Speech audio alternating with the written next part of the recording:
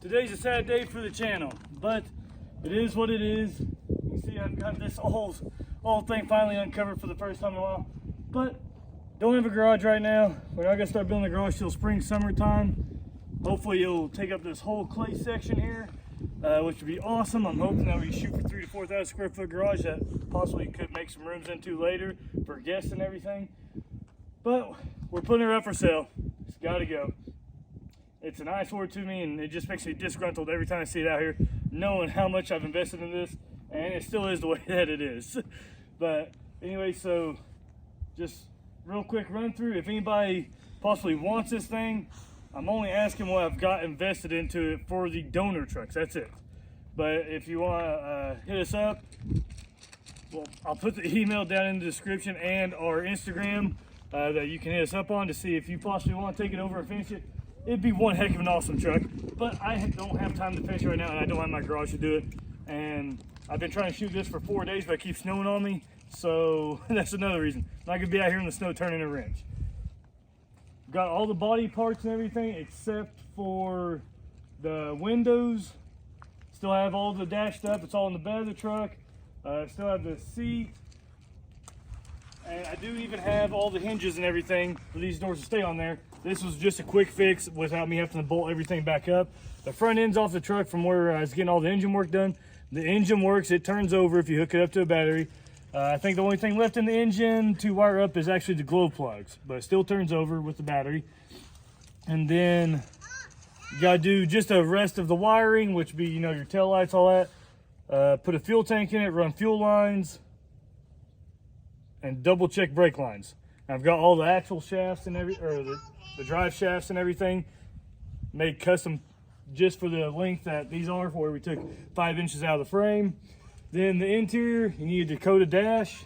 The glove box, if you look in there, the interior is about where most of the work is at. So I don't even know what, oh, that was just to make sure the door stayed a little tighter. But then your little ashtray that was there, the radio, and then it's already been plumbed for more modern AC and heat. You gotta rebuy the Summit box though, but it's already been plumbed. And you need your Dakota dash and fixing that tunnel down there, which personally, I would go ahead, cut it out personally if I were to finish it, if it doesn't sell. I'm gonna cut it out and put an actual 6.0 tunnel into it, just so everything fits perfectly. And if I need somebody to fabricate just a little bit on the edges, it's good. I do need to knock off some of this surface rust from where all this body work was done. And the bed has been out in. I've kept the cab covered and the motor covered, but the bed has not been covered. It's on a 4-inch rough country lift, 35s, aftermarket wheels.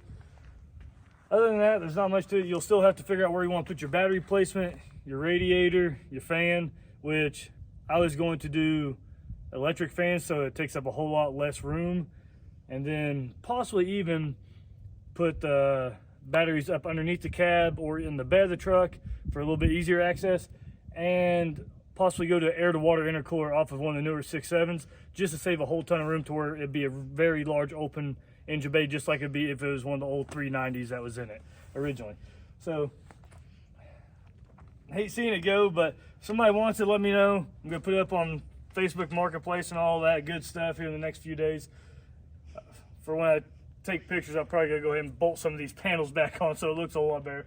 But everything is still back here. You got your grill, your fenders, radiator, your 5-inch exhaust. Yeah, I know it looks rough back here, but it's all back here. Your tailgate, your door hinges, windshield wipers.